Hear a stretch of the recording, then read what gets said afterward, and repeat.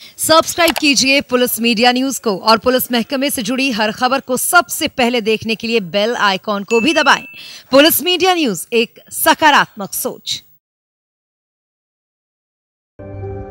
एक अजनबी हसीना और दो दीवाने, और फिर हुआ मौत का खेल। एक हसीना थी, दो दीवाने थे। क्या उम्र, क्या जमाना था।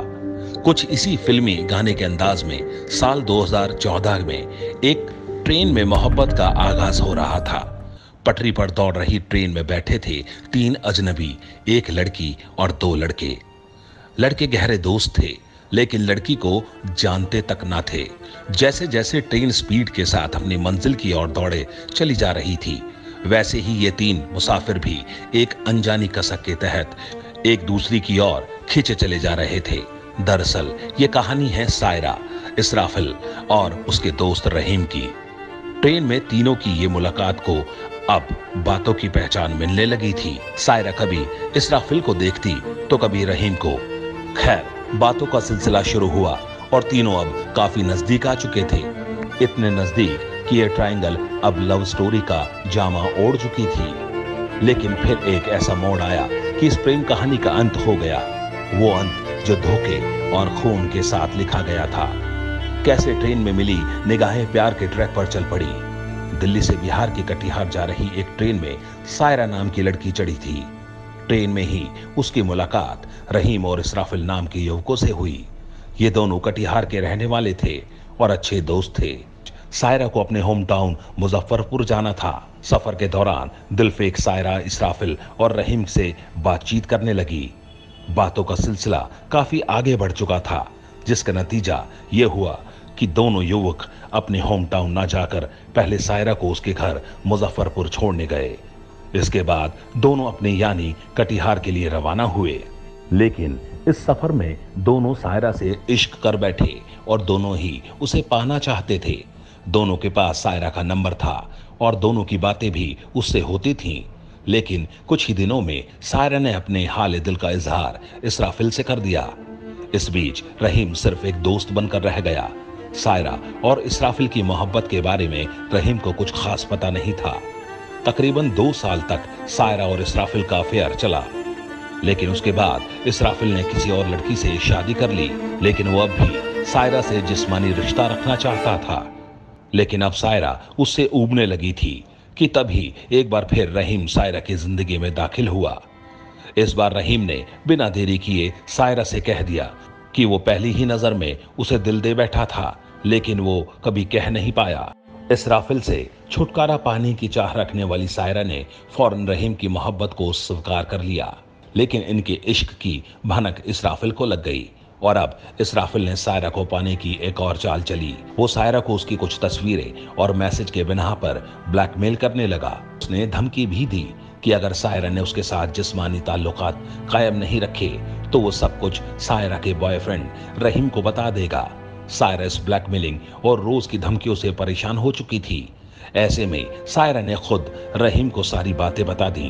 प्रेमिका की दुख भरी कहानी सुनकर रहीम फौरन नॉर्थ ईस्ट एक्सप्रेस पकड़कर दिल्ली आ गया और सायरा से मुलाकात की। और फिर इन दोनों ने इसराफिल को इस दुनिया से हमेशा के लिए रुखसती देने की सोची समझी साजिश तैयार की। सायरा दिल्ली के द्वारका में रहती और काम करती थी।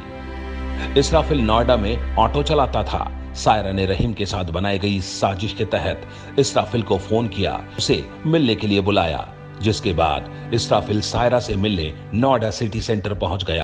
धारदार चाकू लिए सायरा इसराफिल के ऑटो में सवार हो गई और अपने हुस्न के जाल में फंसाकर उसने इसराफिल को एक सुनसान जगह पर ऑटो रोककर झाड़ियों में चलने को कहा। सायरा के इशारों पर नाचते हुए इसराफिल झाड़ियों में पहुंच गया, लेकिन यहाँ सायरा ने अपने दुपट्टा इसराफिल की आंखों पर बांध दिया और फिर कपड़ों में छुपाए धारदार हथियार से उसका गला रेत दिया। इसी बीच रहीम भी वहां पहुंच चुका था। ने भी अपनी प्रेमिका के इस आशिक पर तब तक वार किए जब तक वो थक नहीं गया। इस भयानक हत्याकांड को अंजाम देने के बाद सायरा द्वारका अपने घर आ गई और रहीम अपने गांव। इधर इसराफिल का कुछ पता न लगने पर उसकी बीवी ने पुलिस के पास शिकायत दर्ज करवाई। पुलिस ने अपनी तफ्तीश शुरू कर दी। जल्द ही इसराफिल की लाश झाड़ियों से बरामद कर ली गई। मौके से इसराफिल का पर्स और चाकू पुलिस को बरामद हुआ। लाश की आंखों पर दुपट्टा बंधा होने से पुलिस को ये शक भी हो चुका था कि इस वारदात में कोई लड़की शामिल है। इसराफिल के मोबाइल नंबर के डिटेल्स निकाले गए और इस डिजिटल सर्विलांस से पता चला कि पिछली 2 सितंबर की रात इसराफिल के साथ ही 2 और नंबर इस लोकेशन पर काफी देर बने हुए थे।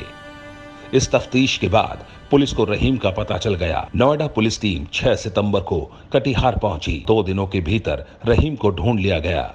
8 सितंबर को रहीम को नोएडा लाया गया और फिर सख्ती से पूछताछ की गई तो उसने द्वारका में घरों में काम करने वाली सायरा के बारे में जानकारी दी। एक महिला अभियुक्ता और उसके एक साथी के द्वारा मिलकर के एक ऑटो चालक की हत्या की गई थी, जिसमें कि अवैध संबंधों का मामला जो है वो इसका कारण निकल करके आया, जिसमें कि जो ऑटो चालक है उसके महिला के साथ पहले संबंध थे, लेकिन उसके बाद किसी और से उसके साथ शादी की गई। इसके बाद उसके ही दोस्त से उस महिला के संबंध हुए और उनकी आपस में शादी की बात हुई।